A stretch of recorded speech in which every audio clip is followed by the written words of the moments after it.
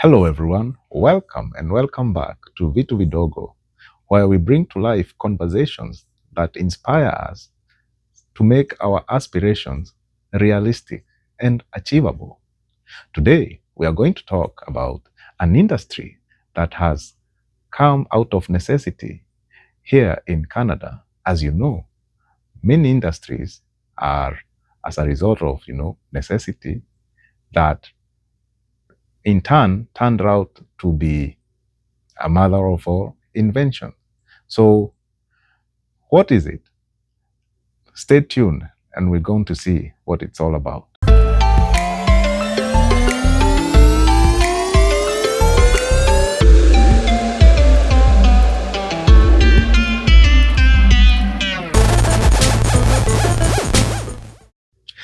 As you are aware, Canada experiences all the four seasons. Unlike tropical areas, here we have spring, summer, fall, and lastly, winter. In spring, summer, and that is, late spring and summer and fall, there are some industries that really thrive very well, like landscaping and construction. But when it comes to winter, these industries are heavily affected. And it is out of this that companies have to adapt because, for instance, in construction companies, where they do like the concrete plants, they have to scale down maybe up to 30% in operation. And some companies, like the asphalt processing plants, they completely shut down for 3 to 4 months. So how are workers expected to put food on the table? The answer is very simple. You change with the season. Now, these companies, where let's say, like, for instance, the landscapers, they are watering plants. They are always cutting the grass that is growing. They are always beautifying the gardens, They cannot do such kind of work in winter. The flowers cannot bloom. The grass cannot grow. All the trees have shed their leaves. So what do? Well, they adapt. And with that, a whole new industry comes to life. Salt. You heard it right. Common salt. The one you put on the table. But this one is in bulk, like in real bulk. Truckloads of salt. What is this salt for? Well, this salt is for roads. This salt is put in the parking lot.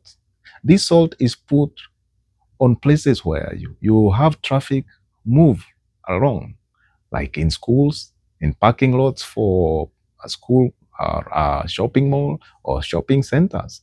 And these landscapers or some of these construction companies, they will tender with the city so that they can be given a tender on a contract on snow plowing, snow removal, salting of the road, and ground maintenance.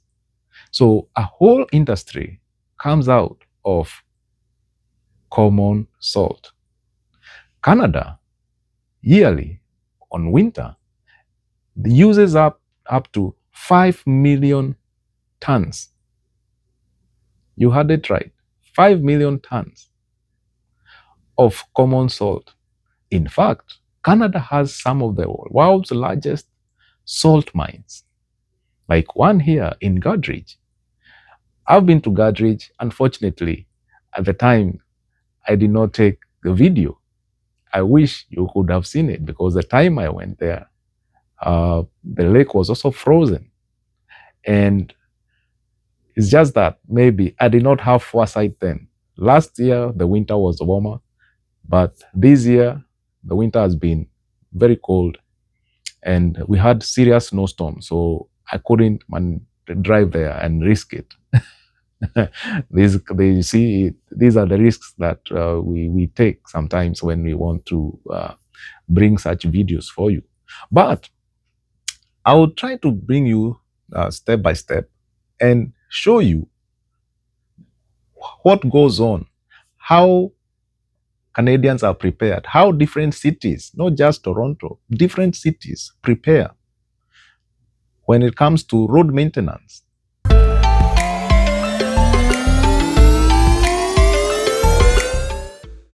Well, let's start from the beginning. So, the salt mines. You'll find, like, for instance, the Goodrich mine. It's dug way down, 500 to 1,000 feet below the ground level. And we have other pockets of salt in different parts of the country. In fact, a place like Saskatchewan is another province. There's a province on our west of Ontario is called Manitoba, and the next one after that is Saskatchewan. Saskatchewan. Uh, Maybe someone will tell me how to pronounce that. Is also in the middle. Saskatchewan is between Alberta and to the west, and Manitoba on its east. Saskatchewan has the world's largest potash mine deposit. And potash is also a form of potassium kind of salt. And this is very important, is an ingredient in the making of fertilizer. And Canada is also the largest producer of potash. You know, they say long time ago, maybe millions of years ago, there was a sea around where we have Saskatchewan, and it now is a dead sea. It evaporated and it left behind huge deposits of potash. So you can see Canada has different forms of minerals, and today we are talking salt. Now, back on our topic on the bulk salt. So the salts are mined here, maybe in Goodrich, and because Canada or even maybe Ontario, let me talk of Ontario, needs to use such huge amounts of salt. These salts, they are brought by ship.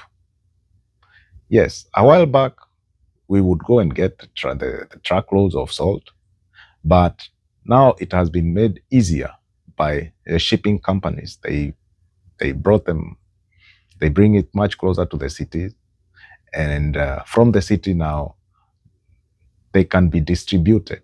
So some companies own these mines. So it's the companies that do the mining. And then from the companies now they bring to the different ports in Ontario. Remember, we have the Great Lakes. So they take advantage of the Great Lakes and to move all these bulk salt that is most needed. So they bring it to the ports or in Ontario and other places, maybe even like closer to Niagara or Hamilton City. And from there, the lower parts of Ontario, they can get access to these salts. So now, let us move to different cities across Ontario that rely on these salts. Every city is different according to the needs and their preferences. For instance, Toronto does not need to use untreated salt. What is untreated salt? That is salt that comes straight from the mine. So Toronto City, usually when I've observed, they don't go so much for the treated salt. You know, treated salt, they add something called brine, salt brine. And you'd find this being used in different cities, maybe north of Toronto, especially where you have water catchment areas or huge farms. Some cities or municipalities, they will go to a vote and they will say, hey, we can't use untreated salt. Let's have treated salt. It is less corrosive, and that is why they will tend to use it, because at the end of the day, remember, salt is very corrosive. It will bring rust on the equipment and on the cars. And not only that, it will also affect the roads. Salt is not very good for, construction. So when you have salt and you pour salt on these roads, it will form cracks. And cracks, with time, become potholes. So that is why you'll find some cities that will be like, we won't use untreated salt, give us treated salt. Other cities, however, they will decide not to use salt completely. They will go for other alternatives. They will try to plow the roads, and they will pour sand, because now remember, sand has some grit in it. So if the sand is poured well, then you will find a way that once you have the winter tires, because again, you cannot drive on those areas without winter tires. So the winter tires have more grip. So that is why they will use that. Other municipalities, they will say, okay, give us a mix of salt and sand. So there is always a different, every city is different, every town is different, every municipality is different when it comes to how they are going to deal with the snow on the roads, with the ice on the roads, so that every road is safe for driving. Remember, we cannot afford to have roads closed. This is serious infrastructure. The roads cannot be closed. You may have emergencies in some places. You want to take supplies. Schools cannot be closed throughout winter. Children have to go to school. So with that in mind, every city has to find a way to mitigate, the icy conditions on the road, and so that everything runs smoothly. Well, the other thing with salt, unlike construction material like gravel, what we call ballast in the King's English. Now it's a king because he's a king who is, His Majesty is on the throne, King Charles III. And sand and, other rocks, those ones you can keep them on open air. But salt needs to be covered because salt can dissolve. You have to protect it against rain. You have to protect it against precipitation, like snowfall. So the salt will be useless if it gets wet and it dries out. Then it will harden. It's going to crystallize. And in that form, it's not easy to sprinkle it on the roads.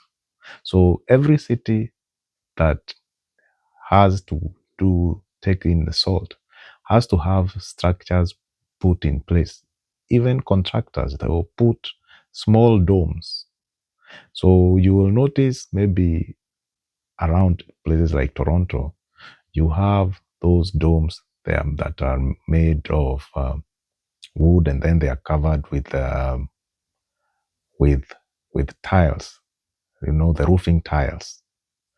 And the newer structures, as you will see, they are also covered. They are made of rocks. No, they are made of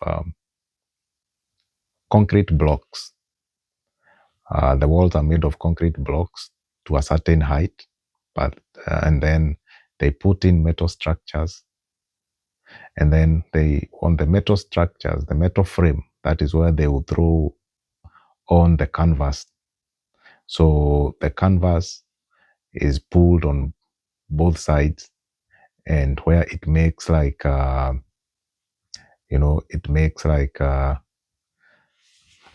form of a cover, a semicircular shape, kind of a roof. And sometimes when you have very heavy snowstorms, the weight of the snow can be so strenuous on the canvas that the canvas can tear. So all in all, you have to cover the salt, because a ton of salt will go for more than $100. Now, remember how many tonnage we said we use every year for the roads? That is 5 million tons. So you do the math and see. It's quite a huge industry and huge investment. So you cannot allow it to go down the drain, literally, by not covering or taking precaution to, preserve the salt. So this industry is something you need to look at, and maybe you'll be fascinated. It's not just salt for, table salt. Uh, you know, I would have thought that, like, places like Africa will be the ones with the largest salt mines. Simply because in places like Magadi is in Kenya, there is hot. The salt just, the there's a lake, it's called Magadi Lake. And when this water comes in flowing to that lake of salt, is from this salt that is just taken from the ground, and they get their salt. I think also in Ethiopia there's a place like that as well, where the salt is also the same effect. It's a hot area, the water evaporates and it is collected. And I was thinking, salt also makes is also huge component of making glass. So I don't know why we don't have huge glass industries where we are from, like maybe in Kenya, because if the salt is just we are picking it from the ground, then it should be easier for us to be doing some things. But anyway, that is a story for another day. I just wanted you to have a feel of how, like, necessity always brings out uh, new industries, and man will never stop improvising and innovating. Oh yeah. The other important infrastructure that needs salting and snow removal and ground maintenance to prevent the formation of black ice is the airport. Well, I've been fortunate enough to go to the airport and deliver salt there. And of course, it's a secure place. So, you have to go there under supervision. And I came to realize, you cannot close, you cannot shut down an airport because of winter. People have to move. The economy has to keep running. And the other thing, you have to prevent, unsafe situations. And that is why salting or de-icing agents are used on the runway so that planes can still land smoothly. You do not want to imagine a situation where, you have black ice and planes come to landing, they are heavy, they are coming in fast, and there's no grip, and they just skid off the runway, having serious accidents. Well, on some other occasions, salt is not enough, like when you have snowstorms. Those ones now, the strong winds, gusts coming in, and heavy, snow falling. Those man can do nothing about. At that point now, flights have to be diverted. But when I went in there some time back, Canada, we have an aviation industry. There's a company, it's called Bombardier. And here now is where I tell my brothers from Tanzania, I think I might have spotted your plane there before it made its maiden voyage to Tanzania. Maybe you can have a look. At the time, I just took a photo for my own, leisure and pleasure. But when I saw it unveiling on my socials, I think that was on Twitter. Now we call it X.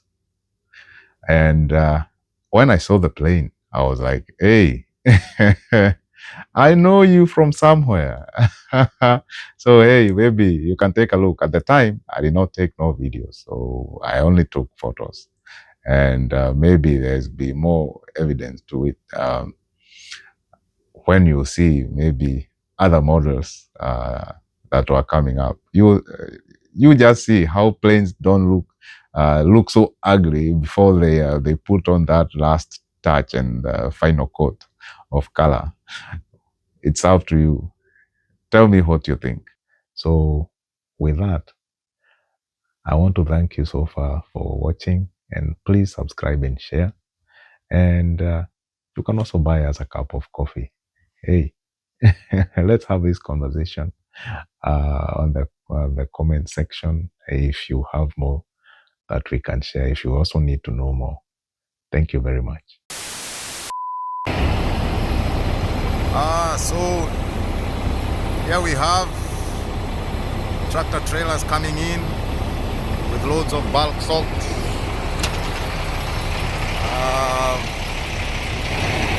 Here's my truck. Others there. This is treated salt. You can see it's a whole mountain. It's a whole mountain of salt. So many tons of it. I think in Africa we think salt is worthless, but here salt is pure gold. It's the low-hanging fruit. It's a necessity. Anything that turns to a basic is a necessity. Clearly, the price has to go up. That's the thing. It's like bread. It's a necessity. So when comes winter, salt is really important. And believe it or not, Canada has the largest salt mine in the world. So salt here is very necessary to keep roads moving and things like that.